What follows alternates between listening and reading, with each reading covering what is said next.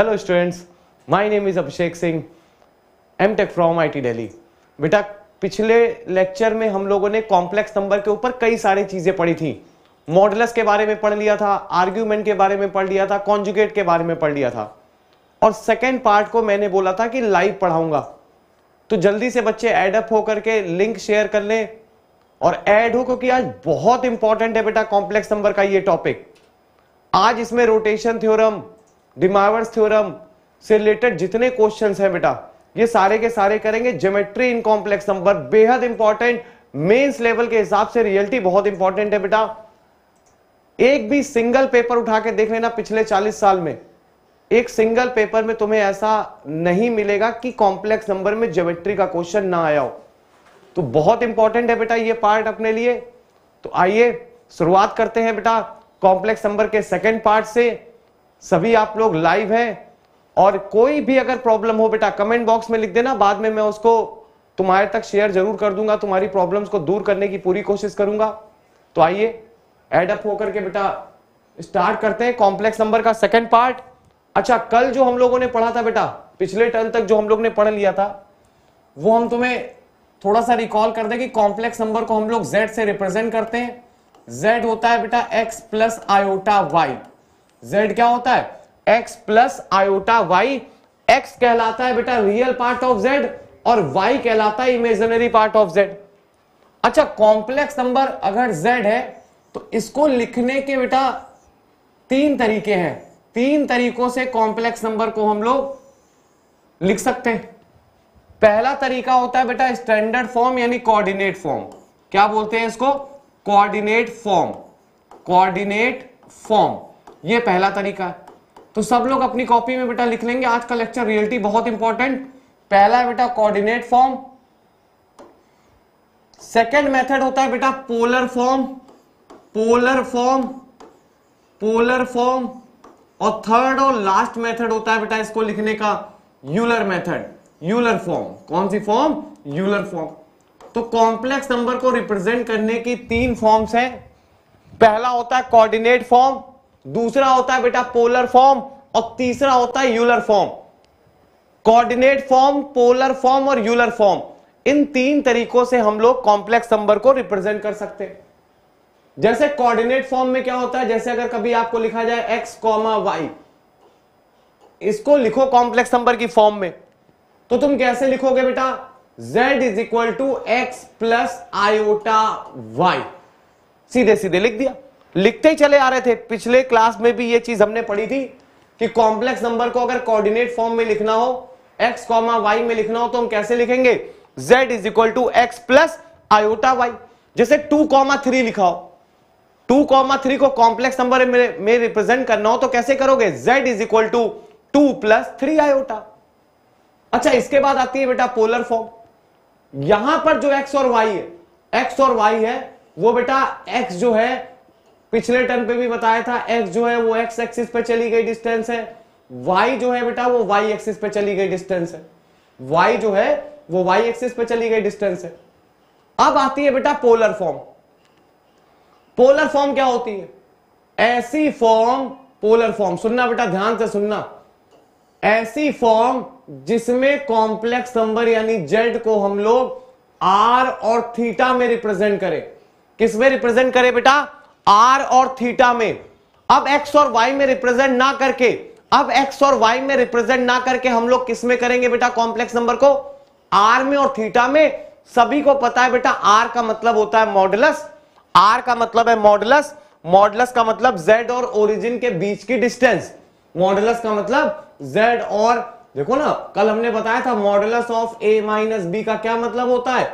ये मतलब होता है बेटा distance between a and b, distance between a and b। कल ये बात बताई थी कि a एंड b के बीच की डिस्टेंस।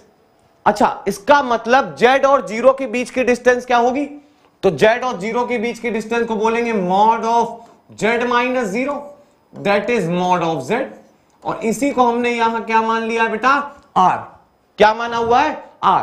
तो जब भी कॉम्प्लेक्स नंबर को हम लोग r और थीटा में रिप्रेजेंट करेंगे, किसमें किसमें? r और थीटा में, तो वो वाली फॉर्म क्या कहलाएगी? वो वाली फॉर्म कहलाएगी पोलर फॉर्म। क्या कहलाएगी बेटा? Polar form.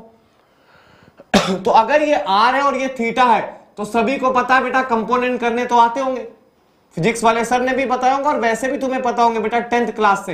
अगर ये वेक्टर r है और ये थीटा है तो थीटा की डायरेक्शन में r cos थीटा और थीटा की अपोजिट डायरेक्शन में r sin थीटा। कंपोनेंट कर लिए बेटा हम लोगों ने कंपोनेंट कर लिया, r के कंपोनेंट कर लिए, थीटा की डायरेक्शन में r cos थीटा और थीटा की अपोजिट डायरेक्शन में r sin थीटा। जिस चीज को अभी तक हम लोग x लिखते थे पोलर फॉर्म में उस चीज को हम लोग r cos थीटा लिख रहे हैं, और जिस चीज को हम लोग y लिखते थे पोलर फॉर्म में हम लोग r sin थीटा लिख रहे हैं। इसका मतलब जो पोलर फॉर्म होगी ना वो x प्लस आयोटा y ना होकर के x की जगह आ जाएगा r cos theta plus iota और y की जगह आ जाएगा r sin थीटा। सभी को यह बात समझ में आती होगी बेटा। तुमने देखा रे r कॉमन आ रहा है, तुमने r कॉमन ले लिया बेटा, r कॉमन आ रहा है तो r कॉमन ले लिया। जैसे ही r कॉमन लोगे तो क्या बच जाएगा ब्रैकेट में? cos theta plus iota sin theta. क्या बच जाएगा? cos theta plus iota sin theta. और इस फॉर्म को हम लोग बोलते हैं पोलर फॉर्म। क्या बोलते हैं बेटा? Polar form. तो z की कॉम्प्लेक्स नंबर की पोलर फॉर्म क्या होती है? r ब्रैकेट में cos theta plus iota sin theta. Coordinate form क्या होती है? z is equal to x plus iota y, z is equal to x plus iota y. तो फिर से बोलो बेटा, coordinate form, polar form, Euler form, तीन तरीके से कॉम्प्लेक्स नंबर को हम लोग रिप्रेजेंट कर सकते हैं। तीन तरीकों से कॉम्प्लेक्स नंबर को हम लोग रिप्रेजेंट कर सकते हैं। पहली फॉर्म कोऑर्डिनेट फॉर्म। क्या होती है coordinate form? z is equal to x plus iota y. क्या होती है पोलर फॉर्म? r और थीटा में जब कॉम्प्लेक्स नंबर को हम लोग रिप्रेजेंट करते हैं, मतलब r का मतलब मॉडुलस और थीटा का मतलब आर्ग्यूमेंट। तो मॉडुलस और आर्ग्यूमेंट में जब भी हम अपने कॉम्प्लेक्स नंबर को लिखेंगे तो वो फॉर्म कहलाएगी। बोलो बेटा, कमेंट बॉक्स में लिखो जल्दी से, क्या कहलाएगी? Polar form. वेरी गुड बेटा, पोलर फॉर्म। और पोलर फॉर्म को हम लोग क्या लिखते हैं बेटा? ZP is equal to R bracket में cos theta plus iota sin theta. Next form है बेटा यूलर फॉर्म। नेक्स्ट फॉर्म है यूलर फॉर्म। इससे भी देख लो बेटा, यूलर फॉर्म रियलिटी बहुत इंपॉर्टेंट। यूलर फॉर्म भी तुम्हें पता होनी चाहिए बेटा। क्या होती है यूलर फॉर्म? तो जरा ध्यान से सुनना। यूलर ने कुछ नहीं किया बेटा, इस टर्म को अपना नाम दे दिया। किस टर्म को? cos theta plus iota sin theta. Euler ने बोला ये मेरा टर्म है, इसका हम अपना नाम देंगे। उसने इस टर्म का नाम दिया e की पावर i थीटा। क्या नाम दिया? e की पावर i थीटा। यूलर ने बोला अगर कॉम्प्लेक्स नंबर ये r है और ये थीटा है, तो यूलर ने बोला कॉम्प्लेक्स नंबर को हम लोग इस तरीके से लिखेंगे। किस तरीके से? r तो लिखा ही था और यूलर ने इस टर्म को अपना नाम दिया, cos theta plus iota sin theta को अपना नाम दिया। और क्या लिखा? e की पावर i थीटा। e की पावर i थीटा। अच्छा, जब यूलर से पूछा गया कि ऐसा क्यों किया, तो यूलर ने बोला एक तो मेरा नाम होगा, दूसरा आपका काम आसान होगा। आप कॉम्प्लेक्स नंबर को बहुत जल्दी से रिप्रेजेंट कर सकते हैं। अभी तक लिखने में टाइम लग रहा था पोलर फॉर्म में हम लोग क्या लिखते थे? r ब्रैकेट में cos theta plus iota sin theta. Euler ने बोला मेरे अकॉर्डिंग लिखो, समय भी बचेगा। और इस चीज को यूलर ने अपना नाम दिया और लिख दिया e की पावर i थीटा। फिर यूलर ने बोला भी वेयर e की power i theta is equal to, दुनिया cos theta plus iota sin theta को यूलर के नाम से जानने लगी, e की पावर i थीटा के नाम से जानने लगी। दुनिया cos theta plus iota sin theta को यूलर के नाम से यानी e की पावर i थीटा के नाम से जानने लग गई। तो कॉम्प्लेक्स नंबर को रिप्रेजेंट करने के तीन तरीके हैं। ध्यान से सुनना बेटा, कॉम्प्लेक्स नंबर को रिप्रेजेंट करने के तीन तरीके हैं। पहला तरीका जल्दी बोलो बेटा, coordinate form z is equal to x plus iota y. दूसरा तरीका polar form ZP is equal to R bracket में cos theta plus iota sin theta. और तीसरा और लास्ट फॉर्म जो है बेटा कॉम्प्लेक्स नंबर को रिप्रेजेंट करने का, वो है यूलर फॉर्म। और क्या होती है Euler form? ZE is equal to R e की power i theta, where e की power i theta is equal to cos theta plus iota sine theta, where e की power i theta is equal to cos theta plus iota sine theta. इतनी बात तो सबको confirm होती होगी, इतनी बात सबको आती होगी समझ में, इसमें कोई बहुत बड़ा सीन नहीं है बेटा, इजीली तुम्हें समझ में आ गई होगी पिछली स्लाइड। अब इन तीनों का यूज क्या है? पिछले लेक्चर में बेटा जिसने नहीं, जो लाइव है सारे बच्चे, अगर मान लो उन्होंने पिछले लेक्चर में नहीं पढ़ा, पिछला लेक्चर नहीं देखा, तो आज की अभी की लाइव क्लास खत्म होने के जस्ट बाद तुम जाना और पिछले लेक्चर को देखना। तो कल जहां पे हम लोगों ने एंड किया था, कल जहां हम लोगों ने एंड किया था, वो हमने तुमसे बोला था बेटा, वो हमने तुमसे बोला था कि दो फॉर्मूले हम तुम्हारे सामने लिख रहे हैं, modulus of Z1 plus Z2 का whole square, modulus of Z1 plus Z2 का होल स्क्वायर। इसको ओपन करने के दो फॉर्मूले थे अपन लोगों के पास, इसको ओपन करने के दो फॉर्मूले थे। पहला formula modulus of Z1 square plus modulus of Z2 square plus 2 into real part of Z1 into Z2 का बार, Z1 इंटू Z2 का बार। तो ये था बेटा पहला formula modulus of Z1 plus Z2 का होल स्क्वायर। जल्दी जल्दी बोलो बेटा, अपने मन में बोलो, modulus of Z1 square plus modulus of Z2 square plus 2 into modulus of plus 2 into real part of Z1 into Z2 bar. ये तो था पहला फॉर्मूला। अच्छा दूसरा फॉर्मूला इसी को ओपन करने का दूसरा फॉर्मूला था बेटा, modulus of Z1 square plus modulus of Z2 square plus 2 into modulus of Z1 modulus of Z2 cos of θ1 minus θ2। बेहद इंपॉर्टेंट आज के लेक्चर से आईआईटी मेंस में 4 मार्क्स कंफर्म है तुम्हारे बेटा। आज का लेक्चर जो सुनेगा आईआईटी में मेंस का कॉम्प्लेक्स नंबर का क्वेश्चन बिल्कुल अटेंड करने की कंडीशन में होगा बेटा। वो तो कॉम्प्लेक्स नंबर में मॉडुलस के स्क्वायर को ओपन करने के दो फॉर्मूले, modulus of Z1 plus Z2 का whole square, modulus of Z1 plus Z2 का whole square, modulus of Z1 square plus modulus of Z2 square plus 2 into real part of Z1 into Z2 bar. पहला formula ये था बेटा। और दूसरा formula modulus of Z1 square plus modulus of Z2 square plus 2 into modulus of Z1 modulus of Z2 cos of θ1 minus θ2, cos of θ1 minus θ2। अच्छा इन फॉर्मूलों का use क्या है, ये फॉर्मूले हम लोग क्यों पढ़ रहे हैं, क्वेश्चन में किस तरीके से अप्लाई हो सकते हैं। तो देखो बेटा बहुत कुछ सीखने को मिलेगा आज की क्लास में, बहुत कुछ सीखने को मिलेगा आज की क्लास में। तो जल्दी से बेटा इन दोनों फॉर्मूलों का पहले तो हम देख ले कि आए कैसे, है क्या, क्यों लिखे हुए, क्वेश्चन में कहां यूज है, आईटी किस तरीके से यूज करती है, इस चीज को जानने की कोशिश करते हैं बेटा सबसे पहले हम लोग। तो सबसे पहला फॉर्मूला, अच्छा कल हमने बोला था कि बेहद इंपॉर्टेंट एक फॉर्मूला है, Z इंटू जेड का बार बराबर मॉड ऑफ Z स्क्वायर। सभी को याद होगा बेटा अब तक, Z इंटू जेड का बार अगर तुम करोगे तो मॉड ऑफ Z का स्क्वायर होगा, Z into z bar mod of Z का स्क्वायर। बात समझ में आ गई होगी बेटा, क्यों ऐसा होगा, तो इसकी प्रूविंग भी कल दी थी कि Z into z bar mod of Z का स्क्वायर क्यों होगा, Z का मतलब है x प्लस आयोटा वाई। अच्छा Z बार का क्या मतलब है, x minus iota y, a plus b into a minus b, a square minus b square. अच्छा आई स्क्वायर की वैल्यू क्या होती है बेटा, +1। तो सभी को समझ में आ गया। और ये लिखा क्या है, ये लिखा है under root x square plus y square का होल स्क्वायर। क्या लिखा हुआ है बेटा, ये लिखा है under root x square plus y square का होल स्क्वायर। अच्छा इसी चीज को हम लोग ऐसे भी लिख सकते हैं बेटा, मॉड Z। तो आज के बाद से तुम्हें ये बात समझ में आ गई होगी कि Z इंटू जेड बार जो होता है वो मॉड ऑफ Z के स्क्वायर के बराबर होता है। Z इंटू जेड बार जो होता है वो मॉड ऑफ Z के बराबर, मॉड ऑफ Z के स्क्वायर के बराबर होता है। तो कभी भी Z इंटू जेड बार लिखा हो तो उसको मॉड ऑफ Z स्क्वायर लिख सकते हैं, और कभी भी मॉड ऑफ Z स्क्वायर लिखा हो तो उसको Z इंटू जेड बार लिख सकते हैं। अरे अगर ये चीज इसके बराबर है तो ये चीज भी तो इसके बराबर है। तो कभी भी मॉड ऑफ Z स्क्वायर लिखा हो, कॉम्प्लेक्स नंबर में 30 से 40% क्वेश्चन इस फॉर्मूले के ऊपर बेस होते हैं। ध्यान रखना, फॉर्मूला भूलना नहीं बेटा। यहां पे भी हमने देखा, देखो पहला वाला पार्ट कैसे प्रूफ किया, हमने देखा यार क्या लिखा हुआ है, modulus of Z1 plus Z2 का होल स्क्वायर। हमने बोला बेटा इसको पढ़ो तुम अपने मन में, इसको पढ़ो mod of Z square, mod of Z square.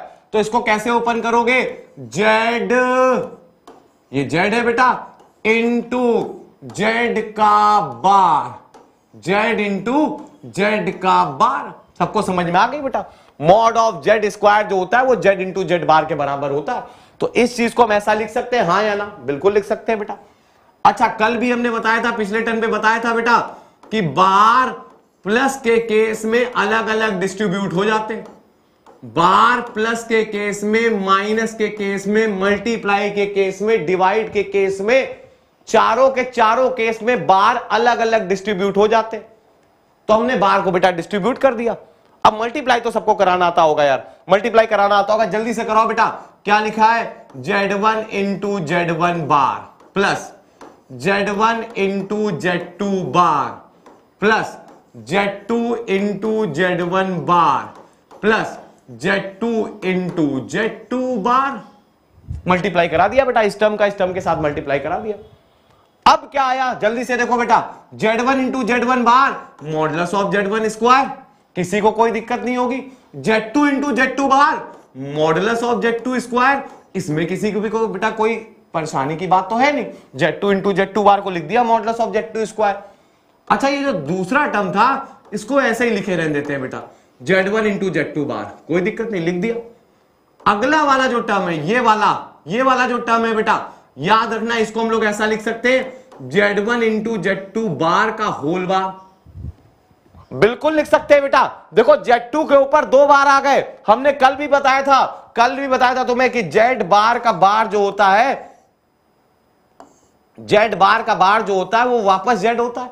अगर Z बार का बार की बात करोगे तो वो बेटा वापस क्या आ जाएगा, Z आ जाएगा।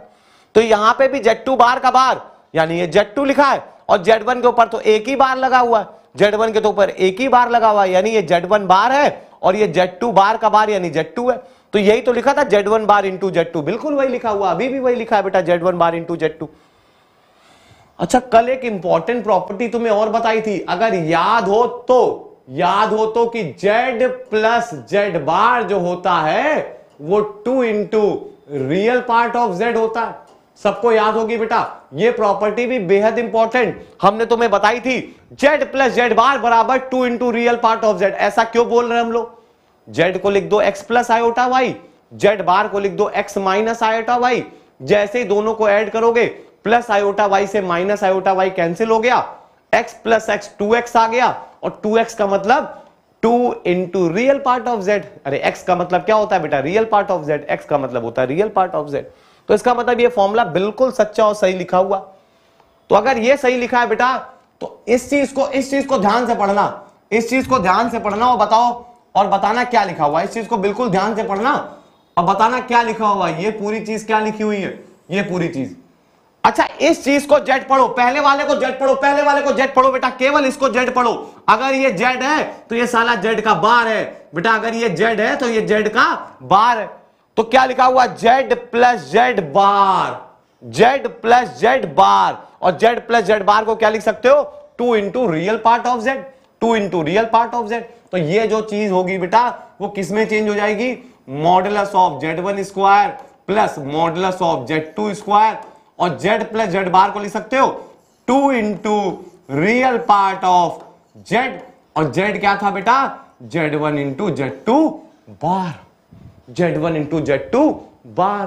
तो इसका मतलब 100% ये फॉर्मूला तुम्हारा प्रूफ हो गया, समझ में आ गया होगा। आज के बाद से क्वेश्चन में अगर ये कहीं मिल गया और इसको हमने ऐसे ओपन करा तो बिल्कुल सोचना नहीं, पूछना नहीं कि सर ऐसा कैसे हो गया। बता चुके हैं, बहुत बार क्वेश्चन में यूज करेंगे, उस समय किसी को कोई कंफ्यूजन नहीं होना चाहिए, उस समय किसी को कोई कंफ्यूजन नहीं होना चाहिए। हमने तुम्हारे सामने 2 फॉर्मूले लिखे थे बेटा। पहला फॉर्मूला लिखा था modulus of Z1 plus Z2 का होल स्क्वायर, जो कि अभी प्रूफ कर दिया। क्या प्रूफ किया, modulus of Z1 square plus modulus of Z2 square plus 2 into real part of Z1 into Z2 का बार। एक तो ये फॉर्मूला प्रूफ कर दिया, और हमने बोला एक दूसरा फॉर्मूला और होता है, तुमने बोला सर बिल्कुल हमें याद है। वो क्या होता है बेटा, बोलो एक साथ, modulus of Z1 square plus modulus of Z2 square plus 2 into modulus of Z1 modulus of Z2 cos of theta 1 minus theta 2। ये फॉर्मूला होता है बेटा, ये वाला फॉर्मूला होता है। पहले वाले फॉर्मूले को हम लोग प्रूव कर चुके पिछली स्लाइड में। अब इस फॉर्मूले से इस फॉर्मूले को अगर प्रूव करना है, इस फॉर्मूले से अगर इस फॉर्मूले को प्रूव करना है, तो तुमने देखा ये और 2 तक तो सेम ही लिखा हुआ है बेटा, 2 तक तो सेम लिखा। अगर कहीं हमने ऐसा प्रूव कर दिया, अगर कहीं हमने ऐसा प्रूव कर दिया कि real part of Z1 into Z2 बार जो है वो modulus of Z1 modulus of Z2 cos of theta 1 minus theta 2 है, अगर ये चीज इसके बराबर प्रूफ कर दी तो ये वाला फॉर्मूला भी प्रूफ हो गया। अगर ये चीज इसके बराबर प्रूफ कर दी तो सेकंड फॉर्मूला भी प्रूफ हो गया। तो जल्दी से देखते हैं बेटा, इस फॉर्मूले की प्रूविंग जल्दी से देखते हैं। और अगर हमने तुमसे बोला तुम्हें क्या प्रूफ करना है, तुम्हें वैल्यू निकालनी है बेटा real part of Z1 into Z2 बार की। किसकी वैल्यू निकालनी है? Real part of Z1 into Z2 बार की वैल्यू निकालनी है। तो देखते हैं बेटा। अच्छा, यूलर ने बेटा Z1 को क्या लिखा था? यूलर ने बोला Z1 एक कॉम्प्लेक्स नंबर है जिसका मॉडुलस R1 है और आर्ग्यूमेंट थीटा 1 है। अरे यूलर ने एक कॉम्प्लेक्स नंबर को ऐसे ही रिप्रेजेंट किया था। कैसे रिप्रेजेंट किया था बेटा? RE की पावर I थीटा। तो यहां पर दो कॉम्प्लेक्स नंबर है Z1 और Z2, तो हमने बेटा Z1 को रिप्रेजेंट कर दिया R1 इंटू ई की पावर I थीटा 1। मतलब यूलर के हिसाब से एक कॉम्प्लेक्स नंबर है Z1 जिसका मॉडुलस है R1 और आर्ग्यूमेंट है थीटा 1। अच्छा, अगर यूलर बेटा Z2 को किस तरीके से रिप्रेजेंट करता, तो यूलर Z2 को R2 e की पावर I थीटा 2 से रिप्रेजेंट कर देता बेटा, जहां पर Z2 जो है वो दूसरा कॉम्प्लेक्स नंबर है जिसका मॉडुलस है R2 और बेटा आर्ग्यूमेंट है थीटा 2। बिल्कुल सही बात कर सकता था बेटा। अच्छा, लेकिन हमें तो Z1 इंटू Z2 बार चाहिए, Z2 नहीं चाहिए, Z2 बार चाहिए। तो Z2 बार क्या हो जाएगा बेटा? I की जगह माइनस I आएगा। पिछले लेक्चर में बताया था, अगर Z जो है वो X प्लस आयोटा Y है तो Z बार जो होगा वो X माइनस आयोटा Y होगा। I की जगह माइनस I जब भी लाओगे तो Z जो है वो Z बार में कन्वर्ट हो जाएगा, Z जो है वो Z बार में कन्वर्ट हो जाएगा। तो अब जल्दी से दोनों इक्वेशन का मल्टीप्लाई करा दो। मल्टीप्लाई कराओ बेटा, मल्टीप्लाई कराओगे तो क्या आ जाएगा? Z1 इंटू Z2 बार, Z1 इंटू Z2 बार। और मल्टीप्लाई कराओगे तो क्या आएगा? R1 R2 e की पावर I ब्रैकेट में थीटा 1 माइनस थीटा 2। बात सबको समझ में आती होगी। मल्टीप्लाई कराने पे पावरें ऐड हो गई, मल्टीप्लाई कराने में पावरें ऐड हो गई। तो इसका मतलब तुम Z1 इंटू Z2 बार को क्या लिख सकते हो? R1 का मतलब Z1 का मॉडुलस, R2 का मतलब Z2 का मॉडुलस, e की पावर I थीटा। इसको थीटा पढ़ो बेटा, e की power I theta that is cos theta plus iota sine theta, that is cos theta plus iota sine theta. e की पावर I थीटा को हम लोग क्या लिख सकते हैं? cos theta plus iota sine theta. यहां तक तो कोई दिक्कत नहीं बेटा, यहां तक तो कोई दिक्कत नहीं। चलो ठीक है, लेकिन हमें तो साला रियल पार्ट चाहिए। क्या चाहिए बेटा? रियल पार्ट चाहिए, रियल पार्ट चाहिए। तो real part of Z1 into Z2 बार, हमें रियल पार्ट चाहिए तो रियल पार्ट निकालना पड़ेगा, इमेजिनरी पार्ट छोड़ना पड़ेगा, इमेजिनरी पार्ट छोड़ना पड़ेगा, रियल पार्ट लेना पड़ेगा, इमेजिनरी पार्ट छोड़ना पड़ेगा। तो लेते हैं बेटा रियल पार्ट। कैसे लोगे इसका real part? Modulus of Z1 real है, मॉडुलस ऑफ Z2 रियल है। इस रियल नंबर का इस रियल नंबर में मल्टीप्लाई होगा तो रियल आएगा, और इस रियल नंबर का इमेजिनरी नंबर में मल्टीप्लाई होगा तो इमेजिनरी पार्ट आएगा। इस पार्ट से हमें कोई मतलब नहीं है, इस पार्ट से कोई, हमें तो रियल नंबर चाहिए। तो क्या होगा बेटा real number? Modulus of Z1 modulus of Z2 cos of theta 1 minus theta 2, cos of theta 1 minus theta 2। देखो प्रूफ हो गया बेटा, प्रूफ हो गया। और यही चीज हमें प्रूफ करनी थी। बात सबको समझ में आती होगी। अबे यही चीज तो हमें प्रूफ करनी थी, बात सबको समझ में आती होगी। आज से दो फॉर्मूले तुम्हें याद होने चाहिए। Modulus of Z1 plus Z2 के होल स्क्वायर के दो फॉर्मूले तुम्हें लर्न होने चाहिए, माइंड में होने चाहिए बेटा, माइंड में। अगर नहीं हुए क्वेश्चन रॉन्ग होगा, एक सीधा सच्चा क्वेश्चन तुम्हारा पेपर में गलत हो जाएगा। Modulus of Z1 plus Z2 का whole square, modulus of Z1 square plus modulus of Z2 square plus 2 into real part of Z1 into Z2 bar, ये था पहला फॉर्मूला। और दूसरा formula modulus of Z1 square plus modulus of Z2 square plus 2 into modulus of Z1 modulus of Z2 cos of θ1 minus θ2, cos of θ1 minus θ2। Paper में कैसे question पूछे गए बेटा, आईआईटी ने कैसे क्वेश्चनों का यूज किया, इन फॉर्मुलों का कहां यूज किया। एक क्वेश्चन बेटा एडवांस में पूछा गया है, पहले भी बहुत पहले एडवांस में पूछा गया क्वेश्चन है। तो देखो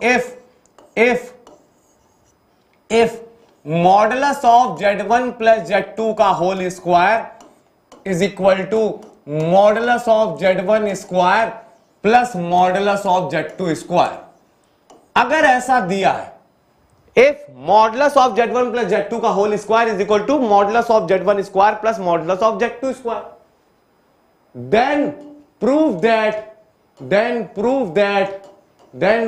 that Z1 upon Z2 is a pure imaginary complex number, pure imaginary complex number। ऐसा हमें प्रूफ करना, ऐसा हमें प्रूफ करना। तो देखो कितनी आसानी से क्वेश्चन तुम प्रूफ कर सकते हो बेटा, अगर थोड़ी सी भी तुम्हें थ्योरी याद है। और अभी तक जो दो फॉर्मूले यूज किए, एक बच्चे ने बोला sir modulus of Z1 plus Z2 का होल स्क्वायर का फॉर्मूला तो हमें याद है, हम बोलेंगे बेटा खोल दो। उसने बोला sir modulus of Z1 square plus modulus of Z2 square plus 2 into modulus of Z1 modulus of Z2 cos of θ1 minus θ2। हमने बोला अच्छा दूसरा वाला फॉर्मूला तुमने खोल दिया, कह रहा हाँ सर। और वो किसके बराबर दिया है बेटा, वो दिया है modulus of Z1 square plus modulus of Z2 square. सही थी उसकी बात बेटा, उसने modulus of Z1 plus Z2 के होल स्क्वायर का फॉर्मूला खोल दिया। उसने देखा अबे modulus of Z1 square plus modulus of Z2 square से modulus of Z1 square plus modulus of Z2 square तो कैंसिल हो रहा, इतनी चीज तो कैंसिल हो रही बेटा। तो बचा क्या, बचा बेटा 2 into modulus of Z1 into modulus of Z2 cos of θ1 minus θ2। इसकी वैल्यू तो 0 आनी चाहिए, बिल्कुल आनी चाहिए बेटा। ये मॉडुलस है, ये तो हमेशा पॉजिटिव है बेटा, इसका मतलब cos θ1 माइनस θ2 0 के बराबर आना चाहिए, बिल्कुल सही बात बेटा। इसका मतलब θ1 माइनस θ2 90 डिग्री के बराबर होना चाहिए। अबे cos 90 ही तो 0 होता है, cos 90 ही तो 0 होता है, तो θ1 माइनस θ2 90 डिग्री आ गया। यहां तक आने के बाद उसको क्वेश्चन दिख गया बेटा, उसने बोला कि θ1 का मतलब है आर्ग्यूमेंट ऑफ Z1। हमने बोला बिल्कुल सही बात बेटा। उसने बोला सर θ2 का मतलब है आर्ग्यूमेंट ऑफ Z2। हमने बोला बिल्कुल सही बात बेटा। उसने बोला सर पिछले टर्म में आपने बताया था आर्ग्यूमेंट की प्रॉपर्टी और लॉग की प्रॉपर्टी एक जैसी होती है, आर्ग्यूमेंट की प्रॉपर्टी और लॉग की प्रॉपर्टी एक जैसी होती है, log a minus log b, log a minus log b, that is log a upon b, that is argument of Z1 upon Z2। और अगर argument of Z1 upon Z2 pi by 2 है, किसी भी आदमी का आर्ग्यूमेंट अगर pi by 2 है, याद करो बेटा पिछली क्लास, याद करो, दिमाग पे जोर डालो, दिमाग पे जोर डालो। कल बताया था, पिछले टर्म पे बताया था, अगर किसी आदमी का आर्ग्यूमेंट पाई बाई 2 है तो 100% वो इमेजिनरी एक्सिस पे खड़ा है। कहां खड़ा है, इमेजिनरी एक्सिस पे खड़ा है। कहां खड़ा है बेटा, अगर किसी भी कॉम्प्लेक्स नंबर का किसी भी आदमी का आर्ग्यूमेंट पाई बाई 2 है तो वो बेटा कहां खड़ा हुआ है, तो साला वाई एक्सिस पे खड़ा हुआ है वो, तभी तो उसका आर्ग्यूमेंट कितना है बेटा, पाई बाई 2 है। तो यहां से तुम्हें समझ में आया कि जो Z1 upon Z2 complex number था, जो ये कॉम्प्लेक्स नंबर था Z1 अपॉन Z2, ये 100% वाई एक्सिस पे था, पॉजिटिव वाई एक्सिस पे था, निगेटिव पे नहीं।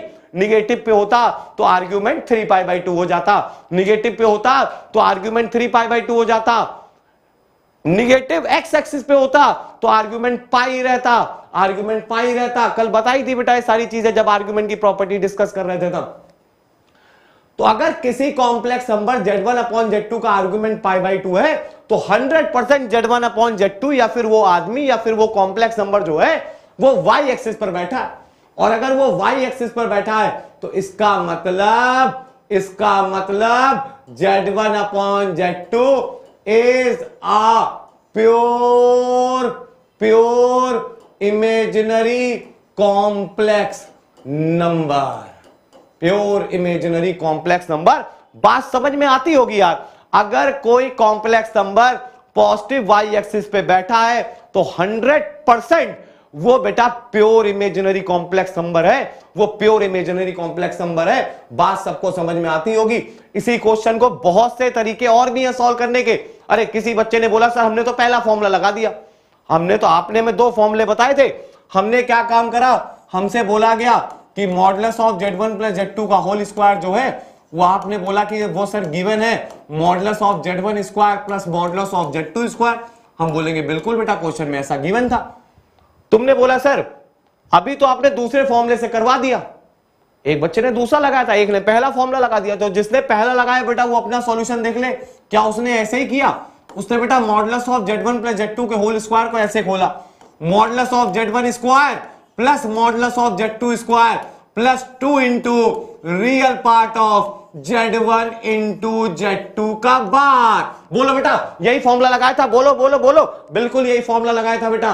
और ये किसके बराबर है? ये है modulus of Z1 square plus modulus of Z2 square. तुमने देखा ये और ये कैंसिल हो गए। और अगर ये चीज कैंसिल हो गई इसका मतलब बचा तो बचा क्या? तुमने बोला sir real part of Z1 into Z2 बार जो था वो तो 0 बचा। क्या बचा बेटा? 0। अरे 2 उधर चला जाएगा तो 0 हो जाएगा। तो अगर real part of Z1 into Z2 बार 0 है तो तुम एक काम करो बेटा, तुमसे Z1 अपॉन Z2 के बारे में पूछा गया तो इसका मतलब तुमने Z2 से ऊपर नीचे मल्टीप्लाई करा दिया। इसमें भी कोई शक नहीं बेटा, क्योंकि तुम्हें Z1 अपॉन Z2 के बारे में पता करना था। तुम्हें पता करना था Z1 अपॉन Z2 कैसा नंबर है, क्या वो प्योर इमेजिनरी कॉम्प्लेक्स नंबर है, यही तो प्रूफ करना था बेटा। तो हमें तो Z1 अपॉन Z2 के बारे में चाहिए था। तो हमने क्या काम करा, Z1 अपॉन Z2 बनाने के लिए एक Z2 से मल्टीप्लाई ऊपर करा और Z2 से मल्टीप्लाई करा और डिवाइड करा। उससे फायदा क्या हुआ? उससे फायदा हुआ real part of Z1 upon Z2 into modulus of Z2 square बराबर 0। अरे सबको बात समझ में आती होगी। Z2 into Z2 bar modulus of Z2 square Z into Z bar modulus of Z square Z into Z bar modulus of Z square. अरे कितनी बार ये फॉर्मूला बता चुके कि बेहद इंपॉर्टेंट 30 से 40% क्वेश्चनों में लगने वाला है। Z इंटू Z बार बराबर मॉडुलस ऑफ Z का स्क्वायर, तो Z2 इंटू Z2 बार बराबर मॉडुलस ऑफ Z2 स्क्वायर। अच्छा किसी भी नंबर का मॉडुलस है, मॉडुलस है, मॉडुलस है, मैग्नीट्यूड है, मैग्नीट्यूड है, मैग्नीट्यूड है, कांस्टेंट है, कांस्टेंट है, बाहर आएगा। बोलो बेटा बाहर आएगा। अरे मॉडुलस है, मैग्नीट्यूड है, बाहर आ जाएगा। बाहर आ गया, 0 के पास गया, खत्म हो गया, खत्म हो गया। Real part of Z1 upon Z2 is equal to 0। तुम्हारा क्वेश्चन भी खत्म हो गया बेटा। अगर किसी कॉम्प्लेक्स नंबर का रियल पार्ट 0 है, अगर किसी कॉम्प्लेक्स नंबर का रियल पार्ट 0 है तो 100% बेटा वो complex number pure imaginary complex number है। अरे जिसका रियल पार्ट 0 वो 100% प्योर इमेजिनरी कॉम्प्लेक्स नंबर है। तो तुम यहां से क्या कंक्लूजन निकाल सकते हो? Z1 upon Z2 is a pure imaginary complex number. बात समझ में आती होगी, बात समझ में आती होगी बेटा। कुछ बच्चों ने इस तरीके का सॉल्यूशन दिया होगा। अच्छा कुछ अभी अभी ऐड हुए होंगे, कुछ अभी अभी ऐड हुए होंगे, कुछ अभी अभी लाइव आए हैं बेटा। उनका कहने का ये है कि सर हमें तो ना तो पहला फॉर्मूला याद है ना तो दूसरा याद है। हमें नहीं पता कि modulus of Z1 plus Z2 का होल स्क्वायर बराबर modulus of Z1 square plus modulus of Z2 square plus 2 into real part of Z1 into Z2 बार होता है। हमें नहीं याद। हमें तो ये भी नहीं याद कि modulus of Z1 plus Z2 का होल स्क्वायर जो होता है वो modulus of Z1 square plus modulus of Z2 square plus 2 into modulus of Z1 modulus of Z2 cos of theta 1 minus theta 2 होता है। हम तो अनजान हैं इन दोनों फॉर्मूलों से, हमें नहीं पता। तो तुम्हें ये भी नहीं पता, वो भी नहीं पता, तो भी कोई बात नहीं बेटा। तुम अपना थोड़ा सा दिमाग लगाते और इसी क्वेश्चन को तुम देखो इस तरीके से भी कर सकते थे। इसी क्वेश्चन को तुम इस तरीके से भी कर सकते थे। तुम्हें ये तो पता है कि Z1 Z2 जो है Z1 Z2 जो है वो दो कॉम्प्लेक्स नंबर है, वो दो कॉम्प्लेक्स नंबर है। अगर वो दो कॉम्प्लेक्स नंबर है तो 100% बेटा वेक्टर बनाएंगे, हाँ या ना? कोई भी कॉम्प्लेक्स नंबर वेक्टर की तरह रिप्रेजेंट करता है क्योंकि उसके पास मैग्नीट्यूड यानी मॉडुलस और आर्गुमेंट यानी एंगल दोनों चीजें होती है, पैरेललोग्राम लॉ को फॉलो करता है। तो 100% Z1 और Z2 मिलकर के क्या बना सकते हैं बेटा? यहां पर पैरेललोग्राम बना सकते हैं। वेरी गुड बेटा। अगर Z1 Z2 मिलकर पैरेललोग्राम बना सकते हैं तो Z1 के सामने वाला Z1, Z2 के सामने वाला Z2, ये Z1 ये Z2। तो हमने बेटा पिछले टर्म पे भी तुम्हें बताया था, अगर ये Z1 ये Z2 तो ये जो बेटा डायगोनल होगा वो 100% Z1 प्लस Z2। अरे वेक्टर एडिशन थ्योरम सबको पता होगी। अच्छा डिस्टेंस की बात करें तो ये भी बेटा मॉडुलस लगा दिया, ये भी मॉडुलस लगा दिया और ये भी मॉडुलस लगा दिया। ये फिगर तो हमने कल भी देखा था, पिछले टर्म पे भी देखा था। अब बताना जरा, बिल्कुल ध्यान से बताना बेटा, सोचना। तुम्हें क्वेश्चन में क्या दिया था? तुम्हें क्वेश्चन में दिया था modulus of Z1 plus Z2 का होल स्क्वायर बराबर modulus of Z1 square plus modulus of Z2 square, हाँ या ना? अभी यही क्वेश्चन में दे रखा था। और अगर ये चीज क्वेश्चन में तुम्हें गिवन थी तो 100% तुमसे बोल रहा है modulus of Z1 square plus modulus of Z2 square बराबर इसका स्क्वायर। कौन सी थ्योरम? बचपन से पढ़ते चले आ रहे होगे, पाइथागोरस थ्योरम। अबे इसका स्क्वायर प्लस इसका स्क्वायर बराबर इसका स्क्वायर, ऐसा तो क्वेश्चन में दिया। और अगर ऐसा क्वेश्चन में दिया बेटा तो 100% ये वाला एंगल कितना है? तो तुम बोलोगे सर 90 डिग्री। वेरी गुड बेटा, 90 डिग्री है।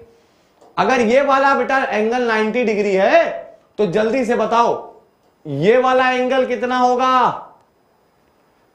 बोलोगे 90 डिग्री होगा सर। क्यों? एक लाइन पे बना हुआ एंगल बेटा टोटल 180 था, इतना अगर 90 था तो ये बाकी बचा वाला भी 90 होगा। बात सबको समझ में आ रही होगी बेटा, 90 डिग्री होगा। अच्छा ये अगर 90 डिग्री है, जो ब्लैक से रिप्रेजेंट करा गया बेटा, ये अगर 90 डिग्री है तो 100% ये वाला एंगल भी 90 डिग्री होगा, हाँ या ना? हाँ या ना? बोलो बेटा, समझ में आ रहा कि नहीं? लाइव में बेटा एक बच्चे का है सर फिर से एक बार रिपीट कर दीजिए इस फिगर को। तो शायद बेटा तुमने पिछली क्लास नहीं करी होगी, तो चलो एक बार हम फिर से रिप्रेजेंट कर देते हैं, कोई दिक्कत नहीं हमें। बेटा हमें बोलने में कुछ नहीं जा रहा, तुम्हें सीखने में जाना चाहिए। फिर तुमसे कह रहे हैं बिल्कुल ध्यान से पढ़ो बेटा।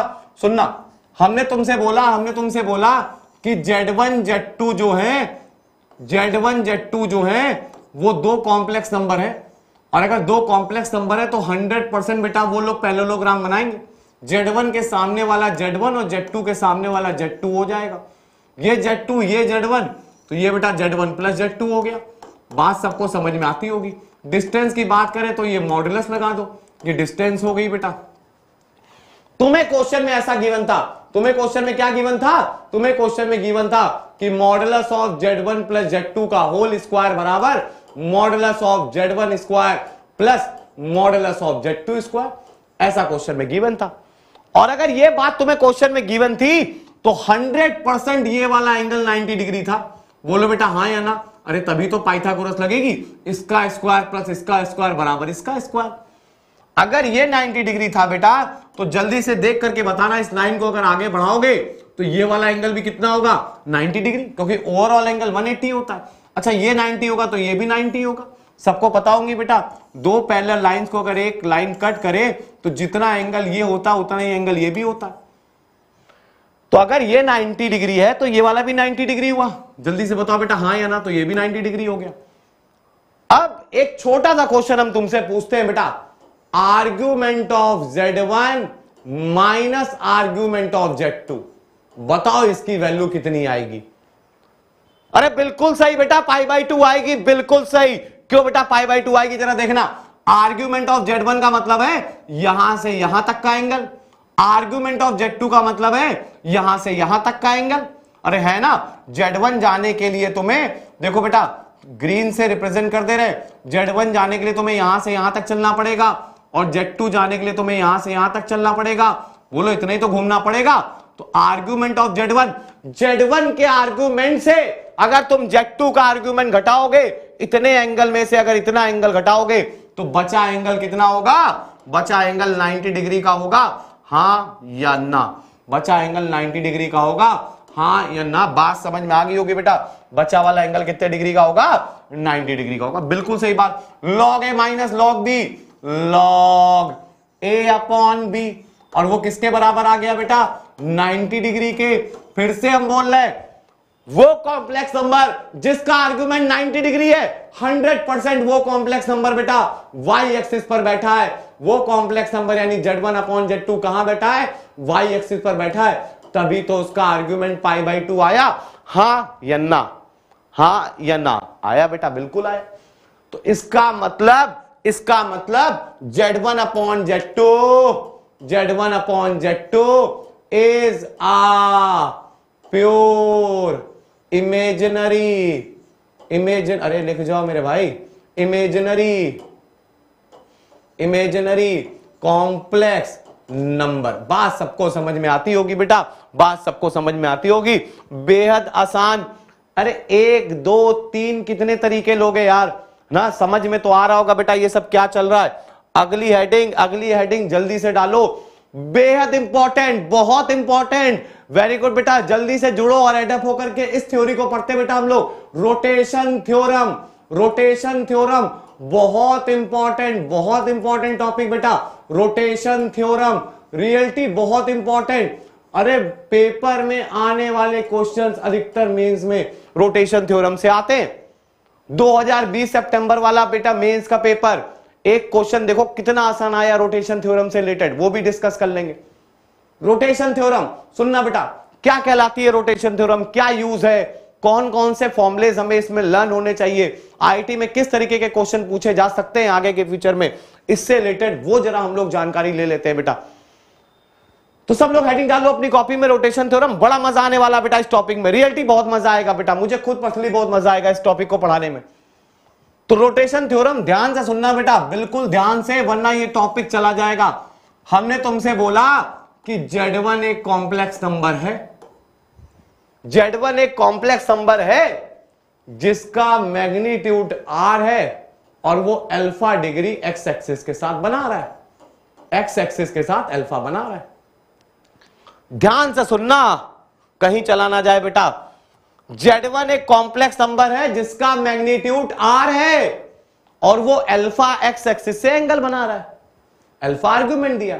हमने बोला इस Z1 वाले कॉम्प्लेक्स को, इस Z1 वाले कॉम्प्लेक्स नंबर को तुमने theta degree anti clockwise rotate कर दिया, theta degree anti clockwise rotate कर दिया। ऐसे ही समझ लो बेटा, इस मार्कर को हमने थीटा डिग्री, इस पेन को हमने theta degree anti clockwise rotate कर दिया। जैसे ही तुम theta degree anti clockwise rotate करोगे बेटा, क्योंकि एंगल बदल गया तो कॉम्प्लेक्स नंबर का नेम चेंज हो गया। मॉडुलस आज भी वही है बेटा।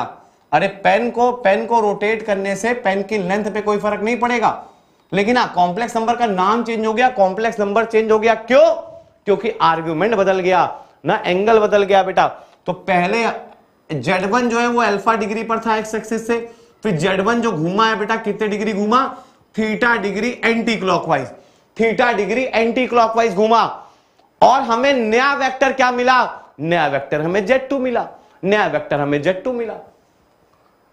तो रोटेशन थ्योरम बेटा यूलर की दी हुई बहुत बेहतरीन कंसेप्ट है, यूलर का दिया हुआ बहुत बेहतरीन कंसेप्ट है बेटा ये रोटेशन थ्योरम, बहुत इंपॉर्टेंट। रोटेशन ने यानी यूलर ने हमें क्या सिखाया? यूलर ने हमसे बोला कि हम नए वाले वेक्टर को, ध्यान से सुनना बेटा इस बात को, यूलर ने हमें सिखाया कि हम नए वाले वेक्टर को पुराने वाले वेक्टर की फॉर्म में लिख सकते हैं। हम नए वाले वेक्टर को पुराने वाले वेक्टर की फॉर्म में लिख सकते हैं। तो लोगों ने पूछा कैसे? तो यूलर ने अपना तरीका पहले समझाया बेटा, यूलर ने प्रूफ बाद में दिया उन सबको, यूलर ने प्रूफ बाद में दिया और पहले बोला कि देखो इस तरीके से हम लोग नए वाले वेक्टर को पुराने वाले वेक्टर की फॉर्म में लिख सकते हैं। तो दुनिया ने पूछा बेटा कैसे लिख सकते हैं? तो यूलर ने बोला कि नए वाले वेक्टर का फाइनल पॉइंट, नया वाला वेक्टर ब्लू वाला था, Z2 था, नए वाले वेक्टर का final point minus initial point, initial point नए वाले वेक्टर का ओरिजिन है बेटा 0 है, नए वाले वेक्टर का final point minus initial point upon इसी चीज का मॉड, अपॉन इसी चीज का मॉड।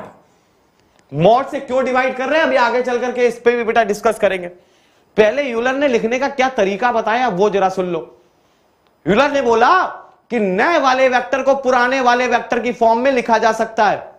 तो लोगों ने पूछा कैसे, तो यूलर ने बोला कि नए वाले वेक्टर का final point minus initial point upon इसी चीज का मॉड इज इक्वल टू पुराने वाले वेक्टर का final point minus initial mod into e की पावर आई थीटा। ध्यान रखना बेटा, इंटू ई की पावर आई थीटा। मतलब यूलर का कहना था पुराने वाले वेक्टर को थीटा डिग्री एंटी क्लॉकवाइज घुमाओगे तो नया वाला वेक्टर मिल जाएगा। पुराने वाले वेक्टर को थीटा डिग्री एंटी क्लॉकवाइज घुमाओगे तो नया वाला वेक्टर मिल जाएगा। ये था यूलर का कहना, फिर से बोलो बेटा, यूलर ने क्या बोला? नए वाले वेक्टर का final point minus initial point upon उसका मॉड इज इक्वल टू पुराने वाले वेक्टर का final point minus initial point upon उसका मॉड इंटू ई की power i theta into e की पावर आई थीटा। मतलब बेटा ये थी यूलर फॉर्म। कहां से आया, कैसे लिखा, सब अभी बताएंगे, लेकिन लिखने का तरीका तुम्हें पता होना चाहिए कि यूलर ने लिखने का तरीका तो इस टाइप का दिया। मतलब अगर यूलर के एप्लीकेशन को अगर हम इस फिगर में तुमसे कहें कि अप्लाई करो, ये था Z1, ये था Z4, ये था Z8 या Z7, और हमने बोला ये है बेटा एंटी क्लॉकवाइज थीटा डिग्री घुमाए। हमने बोला कोई भी एक बच्चा बेटा कमेंट बॉक्स में जल्दी से यूलर को अप्लाई करके दिखाए। इसमें हमने बोला ये था और थीटा डिग्री एंटी क्लॉकवाइज घुमाया।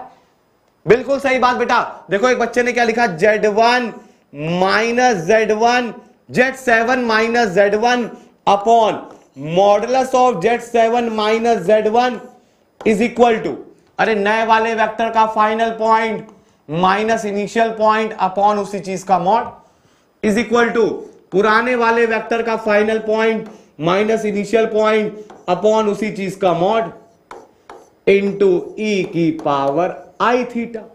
वेरी गुड बेटा। इस तरीके से यूलर ने अपने एप्लीकेशन को लिखना सिखाया। अभी केवल लिखना सिखाया, अभी ये नहीं बताया तुम्हें आया कहां से, अभी तो ये बताया कि यूलर ने किस हिसाब से लिखना सिखाया। अब देखते बेटा ये चीज आई कहां से, क्यों आई, क्यों ऐसा लिख पा रहे हैं हम लोग। तो जल्दी से ध्यान से देखना बेटा। हमने तुमसे बोला कि देखो ये था Z1 और अगर इसको हमने थीटा डिग्री एंटी क्लॉकवाइज घुमाया तो एक नया वेक्टर मिल गया हमें Z2, ऐसा यूलर ने बोला। और Z1 का मॉडुलस आ रहा है तो Z2 का भी आ रहा है, हां या ना? अरे भैया मार्कर घुमाने से, पेन घुमाने से लेंथ में चेंज नहीं होगा, केवल और केवल डायरेक्शन में चेंज होगा। और डायरेक्शन में चेंज होगा तो 100% कॉम्प्लेक्स नंबर का सिर्फ नाम बदलेगा, मैग्नीट्यूड नहीं बदलेगा। तो अच्छा, अगर यूलर ने बोला कि Z1 जो था वो बेटा कितने एंगल पर था, एक्स एक्सिस साथ, वो अल्फा था। तो अब यूलर ने ऐसा क्यों लिख पाया, जो एप्लीकेशन अभी हमने तुम्हें सिखाया कि बेटा यूलर ने क्या लिखा कि Z2 माइनस 0 अपॉन उसका मॉडुलस इज इक्वल टू पुराने वाले वेक्टर का final point minus initial point upon उसका मॉडुलस इंटू ई की पावर आई थीटा। अच्छा, मॉडुलस ऑफ Z1 और मॉडुलस ऑफ Z2 तो बराबर है, दोनों आर है बेटा, दोनों आर है। घुमाने से मैग्नीट्यूड पे फर्क तो पड़ा नहीं। इसका मतलब यूलर ने जो लिखा वो नया वाला वेक्टर इज इक्वल टू पुराना वाला वेक्टर इंटू ई की पावर आई थीटा लिखा। ये चीज यूलर कैसे लिख पाया ये हमें प्रूफ करना। अगर ये चीज प्रूफ हो गई तो ऊपर वाली चीज प्रूफ हो गई यार। अगर ये चीज प्रूफ हो गई तो ऊपर वाली चीज प्रूफ हो गई। अच्छा, यूलर ने ऐसा कैसे प्रूफ कर दिया बेटा? तो बिल्कुल आसान है यार। यूलर अगर Z1 को लिखने पे आता, यूलर अगर अपने मेथड से Z1 को लिखने आता, Z1 को लिखने के लिए अगर यूलर आता तो यूलर क्या लिखता बेटा? आर ई की पावर आई अल्फा। बिल्कुल सही बात बेटा, बिल्कुल सही बात। अच्छा, अगर यूलर जो है वो Z2 को लिखने आता तो कैसे लिखता बेटा? आर ई की पावर आई अल्फा प्लस थीटा। ये भी बात समझ में आ रही होगी। अरे इस बार Z2 का जो मॉडुलस है वो ये पूरा एंगल है बेटा, अल्फा प्लस थीटा है, अल्फा प्लस थीटा है। यूलर को ने इस चीज को ऐसे ब्रेक कर दिया, ई की पावर आई अल्फा इंटू ई की power i theta. Very good बेटा, तो ये Z2 हो गया। अच्छा, इसी चीज को तो यूलर ने क्या लिखा हुआ ऊपर देखो बेटा, आर ई की पावर आई अल्फा को क्या लिखा हुआ है? Z1 लिखा है। तो देखो प्रूफ हो गई ये बात समझ में आती होगी। Z2 बराबर Z1 ई की पावर आई थीटा प्रूफ हो गया। अगर ये चीज प्रूफ हो गई तो उसका मतलब ये चीज एकदम सही लिखी है। आज के बाद क्वेश्चनों को हम इस तरीके से लिखेंगे, भूलना मत बेटा। रोटेशन थ्योरम से क्वेश्चन आएगा आएगा आएगा, 2021 में मिलेगा बेटा इस बार। और अगर मिलता है तो इसको बहुत आसानी से सॉल्व करना है हमें। अगर हम तुमसे बोलें, देखो बेटा फिर से सुन लेना, रोटेशन थ्योरम क्या कहती है, अगर हमारे पास ये Z2 है, ये Z5 है और ये Z4 है, और हमने बोला इस बार क्लॉकवाइज घुमा दिया थीटा डिग्री। कैसा घुमा दिया? क्लॉकवाइज घुमा दिया, क्लॉकवाइज घुमा दिया, क्लॉकवाइज घुमा दिया। तो जल्दी से बेटा बताओ, यूलर फॉर्म यानी रोटेशन थ्योरम लगाओ। तो तुम लिखोगे sir Z5 minus Z2 upon modulus of Z5 minus Z2 is equal to Z4 minus Z2 upon modulus of Z4 minus Z2 into e की power minus i theta, into e की power minus i theta. Minus i theta क्यों बेटा? क्योंकि इस बार जो बेटा rotation हुआ है वो एंटी क्लॉकवाइज ना होकर के क्लॉकवाइज हुआ है, एंटी क्लॉकवाइज ना होकर के क्लॉकवाइज हुआ है, इसलिए ई की पावर माइनस आई थीटा। ये थे रोटेशन साहब, ये थे रोटेशन साहब, ये थे यूलर साहब, जिन्होंने ये पूरा लिखना सिखाया और बहुत बड़ा कंसेप्ट अपनी मैथ्स में जोड़ा बेटा, बहुत बड़ा क्वेश्चन अपनी मैथ्स में जोड़ा। अरे इससे रिलेटेड आईटी में कई क्वेश्चन पूछे जा चुके हैं बेटा। एक आध क्वेश्चन हम तुम्हें डिस्कस करके दिखाते हैं कि आईटी किस हिसाब के क्वेश्चन इसमें पूछती है। बहुत ज्यादा बड़ी लाइव क्लास बेटा ये नहीं दे रहा हूं, इसलिए ताकि तुम जल्द से जल्द बेटा इस चीज को रिवाइज कर सको, पिछले वाले टर्न को रिवाइज कर सको और नेक्स्ट क्लास में फिर से जुड़ सको। तो बहुत ज्यादा आज की लेक्चर में मैं तुम्हें नहीं सिखाऊंगा, लेकिन जितना सिखाऊंगा सॉलिड सिखाऊंगा, सॉलिड सिखाऊंगा बेटा। अच्छा इसके बाद सुनना बेटा, देखो जैसे आईटी में क्वेश्चन किस हिसाब का आया या आते हैं इस हिसाब के क्वेश्चन। देखो बेटा एक क्वेश्चन हम तुमसे डिस्कस करते हैं, ध्यान से सुनना, बहुत इंपॉर्टेंट क्वेश्चन, बहुत सारी चीजें इससे क्लियर होंगी तुम्हारी। तो एक काम करो बेटा, जल्दी से इसके पहले वाला सारा तो तुम्हें समझ में आ गया होगा, जहां नहीं समझ में आएगा कमेंट बॉक्स में लिख देना, मैं बता दूंगा। कोई इतना बड़ा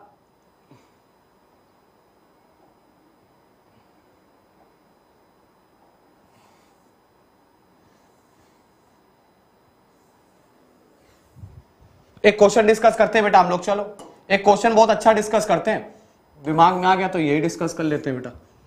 हमने तुमसे बोला एक आदमी है जो कि ओरिजिन पर बैठा बैठा बोर हो रहा है। ध्यान से सुनना इस क्वेश्चन को, एक आदमी है जो कि ओरिजिन पर बैठा बैठा बोर हो रहा, ये 2,1 यूनिट चला, पहले बोर हो रहा था अपनी जगह बैठ करके, इसने बोला चलो हम 2,1 यूनिट चलते। 2,1 यूनिट चलने के बाद वो इस पॉइंट क्यू पर पहुंचा, क्यू पर पहुंचा। ध्यान से सुनना बेटा वरना ये क्वेश्चन चला जाएगा तुम्हारा। एक आदमी ओरिजिन पर बैठा हुआ बोर हो रहा था, उसने सोचा चलो कुछ घूम करके आते हैं। वो एक्स एक्सिस पे 2 यूनिट चला, वाई एक्सिस पे 1 यूनिट चला। यहां भी उसको मजा नहीं आया बेटा, तो वो 5 यूनिट हॉरिजॉन्टल और 3 यूनिट वर्टिकल चल गया। फिर से सुनना बेटा, वो कहां गया? 5 यूनिट हॉरिजॉन्टल और 3 यूनिट वर्टिकल चला गया। अभी भी उसको ठीक नहीं लगा बेटा, यहां पे भी उसको मजा नहीं आया। उसने बोला यहां पे भी बोरियत हो रही यार। तो उसने एक काम किया बेटा, उसने बोला अब हम I प्लस जे की डायरेक्शन में √2 यूनिट चलेंगे। I प्लस जे की डायरेक्शन में √2 यूनिट चलेंगे। इसका मतलब बेटा, इसका मतलब I प्लस जे की डायरेक्शन में √2 यूनिट चलेंगे। इसका मतलब एक आदमी यहां खड़ा है और बोल रहा है कि अब हम I प्लस जे की डायरेक्शन में चलेंगे √2 यूनिट। I प्लस जे की डायरेक्शन में, इसका मतलब tan थीटा बराबर y अपॉन एक्स, बताया था आर्गुमेंट निकालना, तो थीटा हो जाएगा 45। इसका मतलब यहां से वो 45 डिग्री का एंगल बना करके, कितने डिग्री का बेटा? 45 डिग्री का एंगल बना करके √2 यूनिट चलेगा, हाँ या ना? और इस पॉइंट पे पहुंच गया, ये पॉइंट था R। फिर से ध्यान से सुनना बेटा, कितने डिग्री का एंगल बना करके? 45 डिग्री का एंगल बना करके वो I प्लस जे की डायरेक्शन में √2 यूनिट चला और R पर पहुंच गया। यहां भी उसको सेटिस्फैक्शन नहीं मिला, यहां भी उसको सेटिस्फैक्शन नहीं मिला। फिर से क्वेश्चन सुन लो बेटा, एक आदमी ओरिजिन पे खड़ा था, बोर हो गया। बोर होने के बाद सबसे पहले वो 2,1 चला, 2,1 चलने के बाद वो P पॉइंट पर, Q पॉइंट पर पहुंचा। फिर वो 5 यूनिट हॉरिजॉन्टल और 3 यूनिट वर्टिकल चला। मजा नहीं आया अभी भी उसको, पी पॉइंट पर पहुंच गया।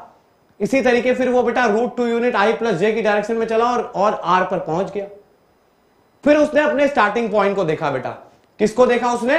अपने स्टार्टिंग पॉइंट को, एकदम स्टार्टिंग पॉइंट को देखा कि हम चले कहां से थे। तो उसने ओरिजिन पे देखा, ओरिजिन को देखते ही बेटा इसको रेडियस आर मान ली। इसको क्या मान ली? Radius R. और रेडियस आर मान करके बेटा ये एक सर्कल पे घूम गया। किस पे घूम गया? एक सर्कल में। मतलब इतनी डिस्टेंस को आर मान करके वो इस जगह से फिर उसने एक सर्कल बना लिया। क्या बना लिया बेटा? सर्कल। और सर्कल बनाने के बाद वो 90 डिग्री घूम गया। कितने डिग्री? 90 डिग्री। देखो यहां से बेटा उसने क्या काम किया, इतनी डिस्टेंस को आर मान करके सर्कल बना के 90 डिग्री घूम गया। 90 डिग्री घूम गया, मतलब ये एंगल जो है वो 90 डिग्री है। और इस पॉइंट पर आ गया जेड। फाइनली वो इस पॉइंट पर आ गया। अब हमसे पूछा गया है बेटा, वो सर्कल बना के 90 डिग्री घूम गया। अब हमसे पूछा गया है इस पॉइंट जेड के कोऑर्डिनेट क्या होंगे। इस पॉइंट जेड के कोऑर्डिनेट क्या होंगे?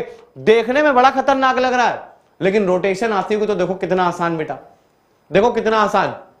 अच्छा इस पॉइंट के कोऑर्डिनेट तो बता ले जाओगे तुम। इस पॉइंट के कोऑर्डिनेट क्या है बेटा? तो सबको पता है 2,1।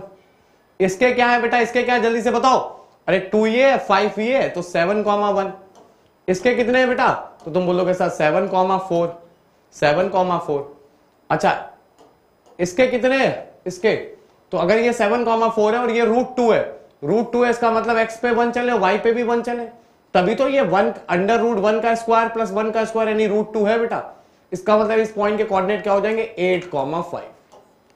आर पॉइंट के कोऑर्डिनेट हमने निकाल लिए 8,5। आर पॉइंट के कोऑर्डिनेट हमने निकाल लिए 8,5। हमने बोला ये रहा मेरा इनिशियल पॉइंट। ये वाला बेटा जो वेक्टर है, देखो इस वेक्टर को अगर हम 90 डिग्री घुमा दे तो ये वाला वेक्टर मिल जाएगा, हाँ या ना? इस वेक्टर को अगर हम 90 डिग्री घुमा दे तो ये वाला वेक्टर मिल जाएगा, हाँ या ना? बिल्कुल मिल जाएगा। तो रोटेशन लगाते हैं बेटा, इस फिगर पे रोटेशन लगाते हैं 90 डिग्री घुमा करके। तो नए वाले वेक्टर का final point minus initial point upon उसका मॉड। अरे मॉड अगर ये आर है और सर्कल बन रहा तो ये भी आर होगा, इज इक्वल टू पुराने वाले वेक्टर का final point 8 + 5 iota minus initial point upon उसका मॉड, हाँ या ना, इंटू ई की पावर आई थीटा। थीटा यहां 90 डिग्री। बोलो बेटा, अरे रोटेशन ही तो लगाया है जो इतनी देर से सिखा रहे थे। नए वाले फैक्टर का final point minus initial point upon इसका मॉड। मॉड का मतलब यहां से यहां तक की डिस्टेंस जो कि आर थी, इज इक्वल टू पुराने वाले वेक्टर का फाइनल पॉइंट यानी 8 + 5 आयोटा। 8 + 5 आयोटा, ये 8 लिखा है बेटा, ध्यान से देखना 8 लिखा है, फिर से लिख देता हूं, ये 8 है बेटा, ठीक है। 8 + 5 iota minus initial point upon R into e की पावर आई पाई बाई 2। बिल्कुल सही बात। लोगों ने बोला सर आर से आर कैंसिल हो गया, तो z बराबर आ गया 8 + 5 आयोटा इंटू ई की पावर आई पाई बाई 2। ई की पावर आई पाई बाई 2 क्या होता है बेटा?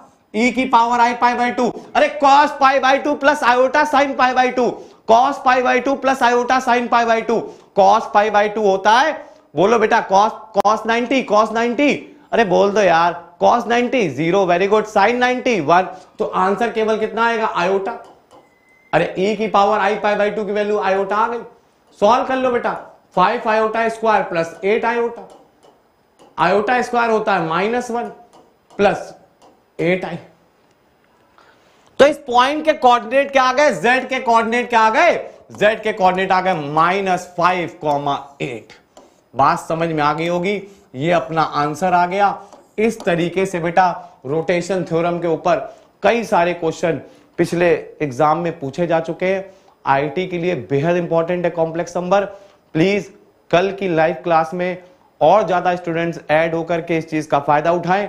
बहुत मजा आने वाला है बेटा, रियली बहुत मजा आने वाला है। जुड़ो, मेरे मोटिवेशन को बढ़ाओ ना, अपने डाटा को इंक्रीज करो बेटा। आईआईटी में सिलेक्शन लेना है तो पढ़ना तो है यार ना, तो पढ़ना है बेटा, बहुत अच्छे से मेहनत करनी है इस टाइप के क्वेश्चनों में। आज के लिए सिर्फ इतना ही, कल मिलते हैं बेटा।